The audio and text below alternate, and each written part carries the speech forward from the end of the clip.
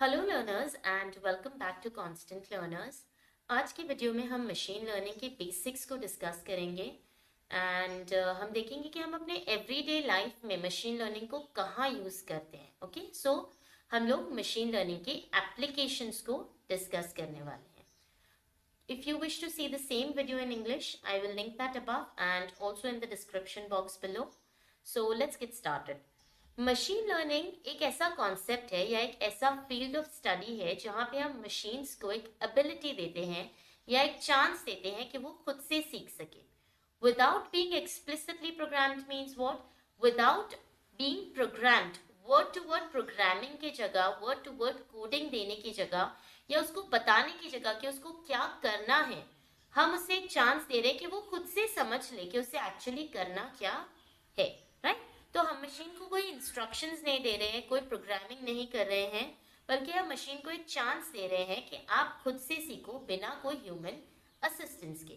जैसे human beings, हम लोग काफ़ी चीज़ें बुक से सीखते हैं, दूसरे लोगों से सीखते हैं, बट देन सम थिंग्स हम लोग खुद से भी सीख जाते हैं just by looking at other people, looking at other people's experiences, या हम अपने खुद के एक्सपीरियंसेस से, अपने खुद के विद टाइम हम लोग खुद से सीखते हैं कुछ चीज़ें। तो हम मशीन को भी यहाँ एक चांस दे रहे हैं, एक अपॉर्चुनिटी दे रहे हैं कि आप ऑब्जर्व करो पास्ट डेटा को और फिर उससे खुद से सीखो, सो दैट आप हमको फ्यूचर में हमारा जो भी डिजायर्ड आउटपुट है आप वो हमें दे सको। ठीक है, अभी हम देखते हैं how does machine learning work. तो पहले मशीन लर्निंग में जो रिसर्चर्स या डेटा साइंटिस्ट होते हैं वो लोग मशीन को बहुत सारा इनपुट एंड आउटपुट डेटा देते हैं, good quality of input and output data.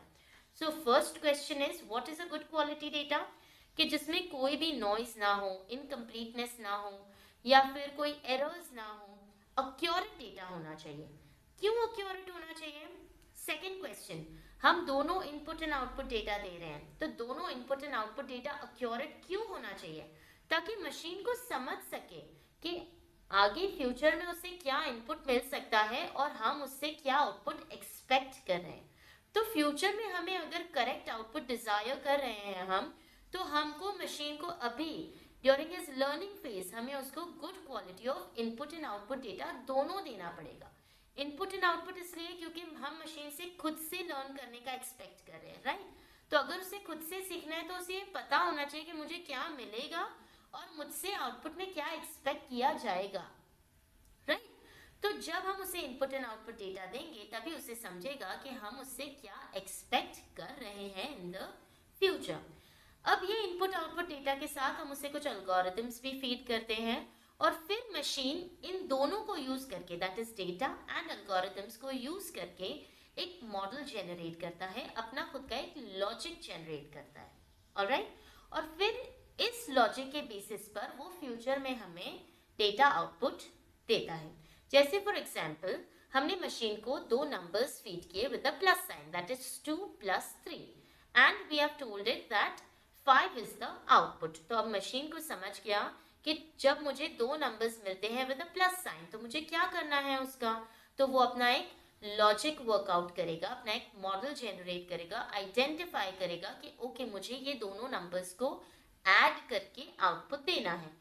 तो नेक्स्ट टाइम फ्यूचर में जब मुझे दो अननोन नंबर्स मिलेंगे विद अ प्लस साइन, तो आउटपुट में मुझसे क्या एक्सपेक्ट किया जा रहा है? Addition of these two numbers. Okay, तो अब जब हम उसे एक अननोन डेटा देंगे तो क्या होगा? अब जब हम उसे एक अननोन इनपुट डेटा देंगे तो मशीन यही लॉजिक यूज करेगा और हमें हमारा डिजायर्ड आउटपुट देगा।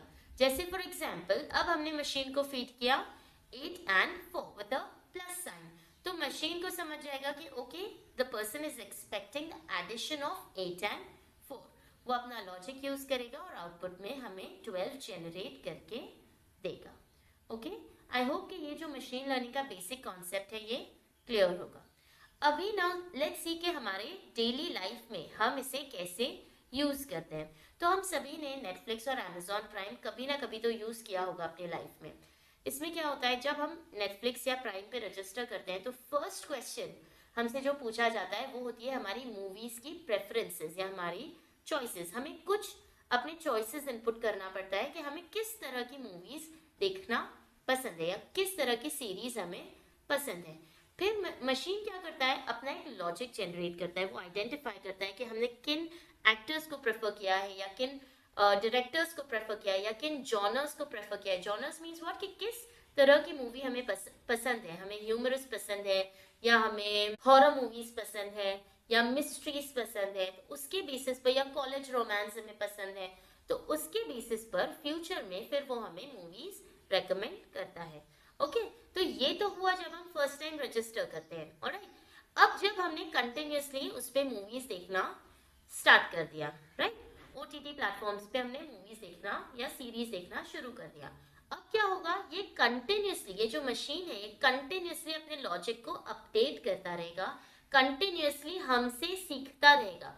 जो डेटा हम इनपुट कर रहे हैं उसको इन the form of the movies, जो भी हम मूवीज देख रहे हैं या जो सीरीज देख रहे हैं, उसके फॉर्म में हम जो भी डेटा मशीन को दे रहे हैं वो उस डेटा को यूज करेगा, अपना लॉजिक जनरेट करेगा और फिर कॉन्स्टेंटली हमें दूसरे या न्यू सीरीज या मूवीज को रेकमेंड करता रहेगा, राइट। तो यहाँ पे हमने दो न्यू कॉन्सेप्ट सीखे, that is machine learning is a continuous learning process. मतलब मशीन लर्निंग में मशीन कंटिन्यूअसली सीखता जा रहा है। ऐसा नहीं है कि ओके मैंने एक बार पढ़ लिया, अब मुझे इसके आगे कुछ भी सीखने की जरूरत नहीं है। No, this is not how machine learning works. इसमें machine continuously it is learning, ठीक है। और दूसरी चीज हमने क्या देखी कि मशीन हमसे ही डेटा ले रहा है एंड देन हमारे डेटा को एनालाइज करके अपना एक लॉजिक बिल्ड करके हमें और data in the form of output दे रहा है। ऑलराइट, आई होप कि इतना समझ गया होगा। नेक्स्ट, और कहाँ हम यूज करते हैं मशीन लर्निंग को एवरीडे लाइफ में? शॉपिंग साइट्स पे, राइट। शॉपिंग साइट्स पे लाइक नायका है या अमेजोन का साइट है, तो हम क्या करते हैं वहाँ पे, सबसे पहले हम अपने प्रोडक्ट्स को, जो भी हमें सर्च करना है हम उसे सर्च करते हैं, हम अपने ब्रांड प्रेफरेंसेस डालते हैं, अपने साइजेस डालते हैं, हमें क्या चाहिए, फर्स्ट थिंग तो हमें क्या प्रोडक्ट चाहिए वो हम देखते हैं। Like we want T shirts, we want shoes, we want कोई एडिबल आइटम हमें चाहिए या बुक्स चाहिए, हम जो भी उस पर सर्च करना है हम उस पर अपने सर्च पे एंटर करते हैं, राइट। एंड देन हम उसमें अपने प्रेफरेंसेस डालते हैं कि हमें लाइक फिल्टर्स देते हैं उसको कि हमें क्या साइज प्रेफरेबल है, क्या कलर हम प्रेफर करते हैं, कौन सा ब्रांड हम प्रेफर करते हैं, और फिर इन सब चीज़ों के बेसिस पर हम प्रोडक्ट्स सर्च करते हैं। I am just talking about searching. अभी तक हमने वो प्रोडक्ट खरीदा नहीं है, हम सिर्फ उसके बारे में सर्च कर रहे हैं। अब क्या होगा, मशीन को पता चल गया कि हम क्या ढूंढ रहे हैं, राइट। अब मशीन क्या करेगा, जब भी हम कोई दूसरे साइट्स को रेफर करेंगे, कोई आर्टिकल पढ़ेंगे, तो मशीन क्या करेगा, मशीन हमें वही प्रोडक्ट्स जो हमने सर्च किए थे उसे रेकमेंड करेगा, उसकी एड्स वो हमें देगा, राइट। हमें बार बार रिमाइंड कराएगा कि आपने ये सर्च किया था, do you still need it. हो सकता है कई बार हम लोग भूल जाते हैं उस चीज के बारे में, बट मशीन हमें याद दिलाता रहता है। इससे क्या होता है, इससे जो सर्विसेज है, जो प्रोडक्ट सर्विसेज है या जो ब्रांड्स है, उनका मार्केटिंग हो रहा है, वो हमें कॉन्स्टेंटली याद दिला रहा है कि आपको ये लेना था, यू स्टिल नीड इट। तो वो क्या कर रहा है, उन प्रोडक्ट्स को, उन कंपनीज को हेल्प कर रहा है in selling more and more items. Now अब मैंने एक बार वो प्रोडक्ट खरीद लिया, अब क्या होगा, फ्यूचर में मुझे उससे रिलेटेड आइटम्स रेकमेंड होंगे। लाइक फॉर एग्जांपल मैंने योगा मैट सर्च की, राइट। अब योगा मैट मैंने सर्च की, मैंने बाय कर ली, अब क्या होगा, धीरे से वो मुझे अदर जिम गेयर्स भी रेकमेंड करेगा, like a gym water bottle या वर्कआउट शूज या वर्कआउट क्लोथ्स, वो मुझे वो भी रेकमेंड करेगा। तो this is how machine learning works in online shopping sites. अभी लेट्स सी कि मेडिसिन और हेल्थ केयर में मशीन लर्निंग का क्या रोल है। नाउ मशीन्स को एज आई सेड कि हम लोग पहले ही input and output data feed कर देते हैं, राइट। तो मशीन के पास ऑलरेडी फीड किया हुआ होता है कि क्या हेल्दी बोन स्ट्रक्चर है, क्या हेल्दी सेल स्ट्रक्चर है, अबाउट जो भी हमारी बॉडी से रिलेटेड जो भी है, everything is stored in the machine, ठीक है।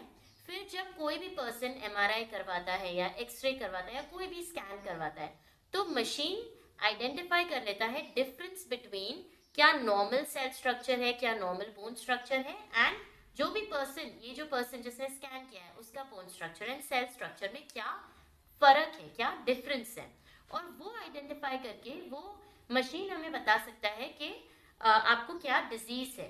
ऑलराइट, और आपकी कितनी सिवियर डिजीज है और उसका क्या ट्रीटमेंट प्लान हो सकता है। ऑलराइट, तो इस तरह से medicine and health care machine learning में भी यूज होता है। प्लस हम लोग गूगल लेंस यूज करते हैं, तो गूगल लेंस में क्या होता है, गूगल लेंस में हम लोग मशीन को भी क्वेरी द मशीन, हम मशीन से कोई क्वेश्चन पूछते हैं कि इस इमेज में जो पर्सन है या जो प्लेस है, क्या आप उसको आइडेंटिफाई कर सकते हो, एंड देन मशीन हमें उससे रिस्पॉन्स देता है। This is also machine learning. Machine में कहीं पे भी ये सब डेटा फीड नहीं किया हुआ है, कोई भी बैकएंड में नहीं बैठा है हमारे क्वेरीज को रिस्पॉन्ड करने के लिए। मशीन खुद हमारे क्वेरीज को रिस्पॉन्ड करता है, वो हमारे इनपुट को या अननोन डेटा को आइडेंटिफाई करता है और उसके बेसिस पर उसके पास जो भी डेटा हो वो डेटा वो हमें आउटपुट के फॉर्म में देता है। ऑलराइट, तो यहाँ हमने समझा कि machines are learning by experience, वो टाइम और एक्सपीरियंस के साथ सीख रहा है। जैसे फॉर एग्जांपल गूगल असिस्टेंट हम लोग यूज करते हैं या सीरी यूज करते हैं, तो क्या होता है, इनिशियली हम गूगल असिस्टेंट को क्वेरी करते हैं, hey Google how are you, right. तो आप देखोगे कि आप 2-3 बार अगर ये सेम क्वेश्चन पूछोगे तो जो असिस्टेंट है, द गूगल असिस्टेंट, वो हमें हर बार एक डिफरेंट रिस्पॉन्स के साथ जवाब देगा, राइट। डिफरेंट वर्ड्स यूज करके, डिफरेंट सेंटेंसेस से वो हमें जवाब देता है। ऑलराइट, तो ये कैसे होता है, दिस मशीन इज लर्निंग। जो भी हम बोल रहे हैं, हम जो बातें कर रहे हैं, हम जो सर्च कर रहे हैं, मशीन हमारे ही डेटा से सीखता है एंड देन हमें ही डेटा रिटर्न करता है सो दैट हम उसे अपने फ्यूचर को बेटर बनाने के लिए यूज कर सके। ठीक है, प्रीवियस वीडियोस में हमने डेटा एनालिसिस डिस्कस किया कि कैसे इतना सारा डेटा जो जनरेट हो रहा है हम उसे कैसे एनालाइज करते हैं और अपने फ्यूचर को प्रेडिक्ट करने के लिए उस डेटा को कैसे यूज कर सकते हैं, राइट। तो मशीन लर्निंग का एक बहुत ही मेजर रोल है इसमें कि कैसे हम प्रीवियस डेटा को स्टडी करके फ्यूचर में आपको क्या प्रोडक्ट्स की ज़रूरत हो सकती है, आपको क्या सर्विसेज की ज़रूरत हो सकती है, आपको क्या मेडिकल इश्यूज हो सकते हैं, उसको आइडेंटिफाई हम मशीन लर्निंग के हेल्प से कर सकते हैं। प्लस बिजनेसेस में भी मशीन लर्निंग बहुत हेल्पफुल है, क्योंकि मशीन हमारा डेटा आइडेंटिफाई कर रहा है, हम जो उससे डेटा फीड कर रहे हैं उससे वो सीख रहा है, तो वो हमें फ्यूचर में प्रोडक्ट्स रेकमेंड कर रहा है। तो ये